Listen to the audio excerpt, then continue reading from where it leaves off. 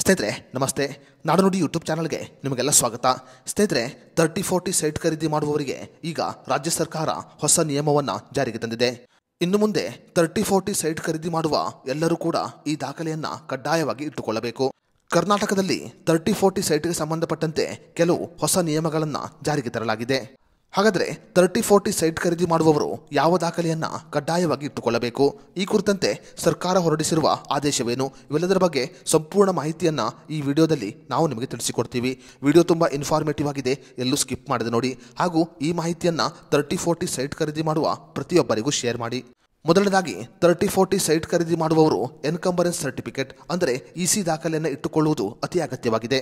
30-40 site ಖರೀದಿ ಮಾಡುವವರು ಕಳೆದ 12 ವರ್ಷದಿಂದ 15 ವರ್ಷಗಳವರೆಗಿನ ಇಸಿ ದಾಖಲೆಯನ್ನು ಕಡ್ಡಾಯವಾಗಿ ಇಟ್ಟುಕೊಳ್ಳಬೇಕು. ಇಸಿ ದಾಖಲೆಯ ಮೂಲಕ ಆಸ್ತಿಗೆ ಸಂಬಂಧಪಟ್ಟಂತೆ ಸಂಪೂರ್ಣ ಮಾಹಿತಿಯನ್ನು ತಿಳಿದುಕೊಳ್ಳಬಹುದು. ಅಂದರೆ ನೀವು ಖರೀದಿ ಮಾಡಿದ ಆಸ್ತಿಗೆ ಸಂಬಂಧಪಟ್ಟಂತೆ ಏನಾದರೂ ವಿವಾದಗಳಿದ್ದರೆ, ಅಂದರೆ ಯಾರಿಗೆ ಈ ಆಸ್ತಿ ಮಾರಾಟವಾಗಿದೆ ಮತ್ತು ಯಾರು ಈ ಆಸ್ತಿಯನ್ನು ಖರೀದಿ ಮಾಡಿದ್ದಾರೆ ಅನ್ನೋದರ ಬಗ್ಗೆ ಸಂಪೂರ್ಣ ಮಾಹಿತಿಯನ್ನು ತಿಳಿದುಕೊಳ್ಳಬಹುದು.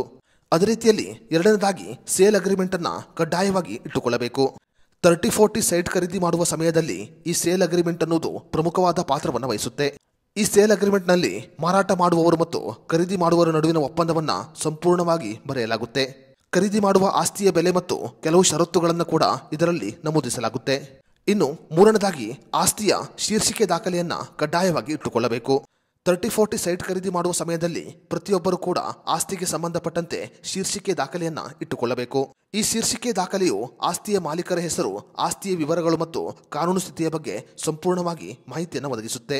ಉಪ ನೋಂದಣಿ ಅಧಿಕಾರಿಯ ಕಚೇರಿಗೆ ಭೇಟಿ ಕೊಟ್ಟು ಈ ದಾಖಲೆಯನ್ನು ಪಡೆದುಕೊಳ್ಳಬಹುದು.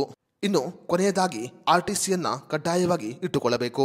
30-40 ಸೈಟ್ ಖರೀದಿ ಮಾಡುವ ಸಮಯದಲ್ಲಿ ನೀವು ಆ ಆಸ್ತಿ ಯಾರ ಹೆಸರಲ್ಲಿ ಇದೆ ಅಂತ ತಿಳಿದುಕೊಳ್ಳಲು ಇತ್ತೀಚಿನ RTCಯನ್ನು ಪಡೆದುಕೊಳ್ಳುವುದು ಅತಿ ಅಗತ್ಯವಾಗಿದೆ. ಸ್ನೇಹಿತರೆ, ನೀವು ಕೂಡ 30-40 ಸೈಟ್ ಖರೀದಿ ಮಾಡಬೇಕು ಅಂತ ಅಂದುಕೊಂಡಿದ್ರೆ ಈ ದಾಖಲೆಯನ್ನು ಕಡ್ಡಾಯವಾಗಿ ಇಟ್ಟುಕೊಳ್ಳಬೇಕು. ಸ್ನೇಹಿತರೆ, ಈ ದಾಖಲೆಗಳು ಇಲ್ಲದೇ ಇದ್ದರೆ ನೀವು ಕೆಲವು ಸರ್ಕಾರಿ ಸೇವೆಯಿಂದ ಮಾತ್ರವಲ್ಲದೆ ನೀವು ಕೆಲವು ಸಮಸ್ಯೆಯನ್ನು ಎದುರಿಸಬೇಕಾಗುತ್ತೆ.